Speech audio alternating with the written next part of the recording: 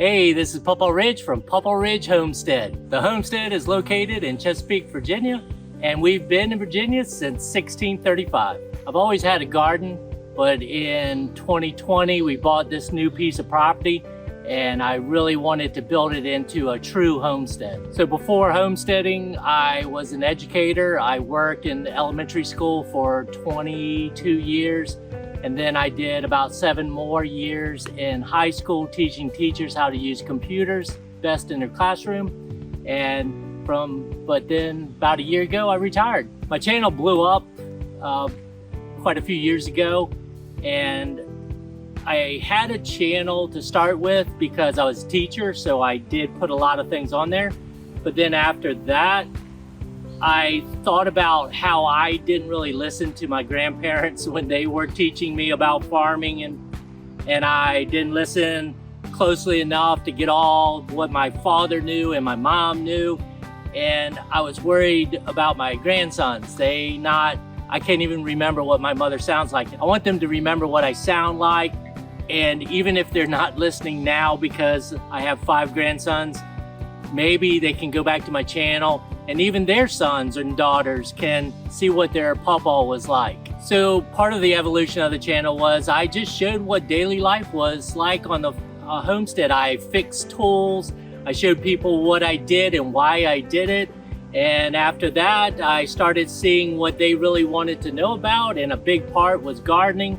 So gardening became a big part of it. Then the homestead part came in, and I started showing people how to do mushroom farming, how to can, how to do sourdough, and now part of it's even showing them how to do bees, even though I don't know a lot yet.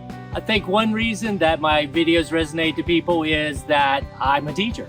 I've been one for 30 years. People tell me it just comes through in the videos that I go thoroughly, but I also do it in little pieces that they can understand. And that's kind of how I am anyway. I need little pieces of something to understand it, and that's kind of how I do my channel. My content's mostly based on what I'm doing for that day. For instance, this morning I was making sourdough bread. Then I had to go feed the chickens. Now I'm taking care of the bees. I have to feed them because we're in the dearth. But really, it's what really is going on during the day. It's heavy slanted with gardening right now because that's the time of year. It also is going to get heavy into canning because, again, that's the time of year. So really, it's based on what has to be done and what time of year it is. I want people to know through this that it's really actually easy to get started. You only pick one little piece. For instance, if you start a little garden, that's your start to be self-sufficient. Then you could add canning, then you could add chickens if your land promotes you to have that or allows you to have that. And then you can start things like doing bees. So you just take a little piece at a time and build upon it each year. So if you want to be on social media, grow a thick skin because you're not going to make everybody happy. There's going to be people out there that, their purpose is to kind of knock you down. But when you build a channel like my channel, the people are so nice and so helpful and so forgiving. I think you set the tone of that. But it's difficult. It takes way more time than you think. But it is rewarding, and not always rewarding in a monetary value, but it's rewarding to give that knowledge and have people appreciate you. And just like I said, it's a history record for me, for my grandchildren and great-grandchildren to see what pawpaw was like. So one way you also grow your channel is to be true to who you are. Don't try to be somebody else, be you. Show your face on the camera. Let them know that you're real. And because this is me, people think this is a costume. This is what I wear every day. Maybe not going to church or somewhere like that, but this is what I wear. People are like, oh, put your costume on. And I'm like, this is not a costume. But be real, know who your audience is, talk to them. It's just, they want interaction, and that's what I do. And I answer them. It's getting tough to answer everybody, but I try to answer every single person. And another big thing is that you have to be consistent about posting. You can't go days without posting. Your people expect you to see something from you, and we all have stuff that goes on, but you got to keep consistent. So I took up beekeeping because I wanted more pollination. I'm seeing throughout the last few years that we have less and less pollinators. But this is my ignorance, that I thought bees, honeybees were the perfect things for garden pollinating, and I found out that's not so. But they are great pollinators and they do help.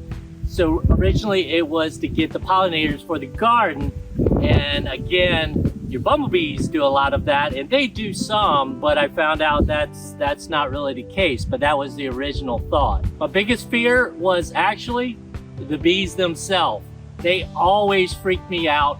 I don't mind snakes and lizards and all sorts of animals, but bees freak me out a little bit. What I learned to do was that once you get around them, once you understand something, your fear goes away. Just like this. I would have never been this close, especially with no gear on. I would have never been this close. And now I feel very comfortable about my hive. I learned them. I know when I can be around them, and I know when they're not happy and things like that. But that's through knowledge that you gain. What you should have done when you're doing this, get a mentor or join one of the bee clubs. I have 2 mentors that one's my cousin, one's a friend. They're both beekeepers, and they walk me through anything where I get stuck. And it's really important that you have those mentors. Of course, YouTube tells you a lot. You get a bunch of knowledge online, but it's really good to have that personal person you can call and say, oh my goodness, what's going on with this? So it is great to have a mentor. I currently have 3 different hives because I learned that if you only have one hive and you're having trouble in it, you have no resources to pull from. I have 3. I have to always overdo everything. So I originally was going to get 2 to help each other. Then I decided to get another one. So I have 3, and they all come from different places and are different types of bees. I thought that would make it really strong. I have all Hoover Hives. One of my mentors said, you want the best one, get the Hoover Hive. And once I bought the Hoover Hives, I was very impressed with them because I'm a woodworker also, and with all the dovetails and all the joining and all that, I was very impressed with it. These are all wax coated, so I have a couple years before I need to do maintenance, and I like that. Currently, both of them have brood boxes and a super on top that I'm feeding from because we're in the dearth right now. The other one is a fairly new hive a very new nuke that I just got. So I'm feeding them, and they're only in one brood box and the feeding super. Hoover Hives fits in perfectly with the homestead because I've learned in my older age that you buy something quality. You don't skimp, because if you skimp, then you're going to buy this 30 times over. And on a homestead, you don't want to do that. You want to build something quality and that can be reused and upgraded as many times as needed. And the modular part of the hive works really well. So that's what I wanted. I don't want something cheap and disposable, even though that's the way we are kind of right now, is cheap and disposable. I don't want that. And your homestead should not be built on that. So like I said, my first fear of it was that I was afraid of bees, but I think I've gotten over most of that. There's still a little bit, but I don't need to wear my suit every time being around them. If I'm not messing with them, if I'm just coming to look at them, I know that they're going to be nice and calm, and that's how you learn your hive that way. But also, one of the fears is when you come out and you see something new and you don't know what's going on. You think your bees have disappeared, and you just know that it's got cold outside and they're huddling inside. So you need a mentor. Mentor will help you with your fears and with everything. Of course, there's 5 different ways to do things, but they'll give you their way. And if you have a couple mentors, you can bounce ideas off both of them. And it's really important to have that mentor. So with any homestead, if you're not sustainable, if you don't use those practices, you're not going to be around long, or you're going to be spending tons of money replacing everything. So sustainability is huge. You want that in every aspect of something you do. And with the bees, that's what I want. That's why I buy the best I can, the best hives. That's why I talk with my mentors what the best practice is. And really what I want them to do is run themselves. I just want to be there to help them along if they need it, but really I kind of leave them alone. I do check on them, and I do, like now we're going into the dearth, I do feed them, but other than that, I leave them alone. And later on, because they're a new hive, so I'm not taking honey this year, but next year, hopefully I'll get some honey. If you're a homesteader and you're thinking about beekeeping, number one, do your research first.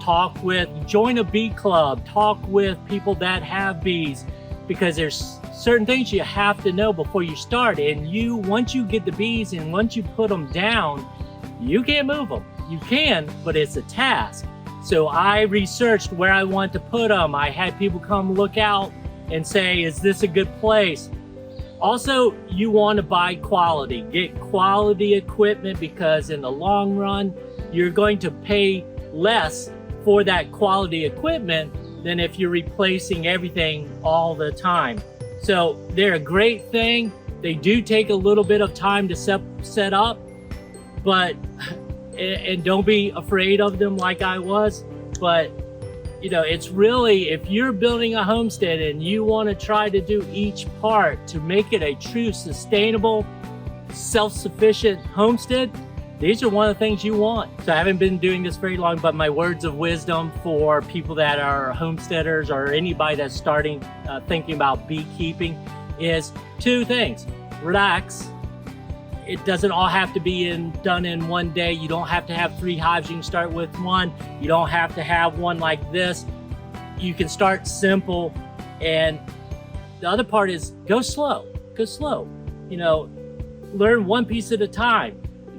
Get your information first, do your research, then move into getting a mentor or attending bee classes, and then get a hive and start slow. So my final thoughts on beekeeping: it's not as scary as you think it is.